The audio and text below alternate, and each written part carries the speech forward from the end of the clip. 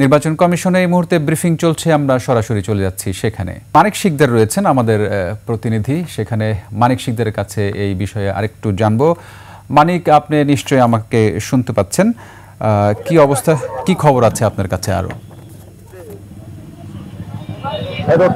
যেমনটি আপনি বলছিলেন যে একটা ব্রিফিং হওয়ার কথা এবং কিছুক্ষণের মধ্যেই ব্রিফিংটা হবে, কিন্তু এর আগে যে তথ্যটি আমি আপনাকে দেখিয়ে দিতে চাই যে আমরা জানি যে কয়েকদিন ধরে জনতার দলের একজন নেতা তারেক রহমান তিনি কিন্তু তার দলের নিবন্ধনের দাবিতে আন্দোলন করছিলেন। আমরা একটু যদি দেখাই যে তার যে বর্তমান অবস্থা, তার শারীরিক অবস্থা বেশ খারাপ এবং সংকটাপূর্ণ হয়ে যাওয়ার কারণে ইতিমধ্যে এখানে চিকিৎসক এসেছেন এবং ডাক্তার এসেছেন এবং একটা অ্যাম্বুলেন্সও আমরা দেখতে পাচ্ছি, তাকে সম্ভবত হাসপাতালে নিয়ে যাওয়া হবে।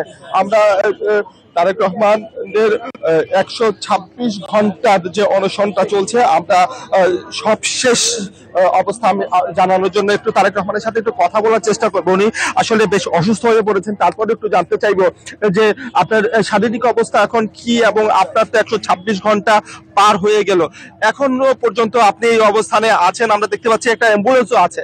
আসলে সবশেষ আপনি কি চাচ্ছেন? কি চাচ্ছি? তো সহজ, ন্যায় বিচার নিশ্চিত করতে হবে। ন্যায় বিচার, ডেস্টিনি আর রাজনীতি একসঙ্গে চলতে পারবে না, এটা হয় না। মানুষের টাকা ফেরত না দিয়েই রাজনীতি করবে। ইলেকশন কমিশন তার সহযোগী, ওদের বিচার চাই, আমার দলে নিবন্ধন চাই। যেটা বলছিলেন, উনি কিন্তু কথা বলতেও বেশ কষ্ট হচ্ছে এবং শেষ পর্যন্ত উনি যা চাচ্ছেন যে তার যে দলের নিবন্ধনের যে দাবি, সেই দাবি সেখান থেকে এখন পর্যন্ত সরেনি।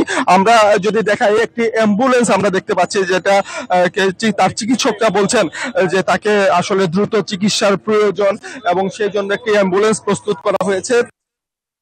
কিছুক্ষণের মধ্যে হাসপাতালে নিয়ে যাওয়া হবে। আমরা দেখতে পাচ্ছি শুধু তারেক রহমান। ধন্যবাদ মানিক শিকদার।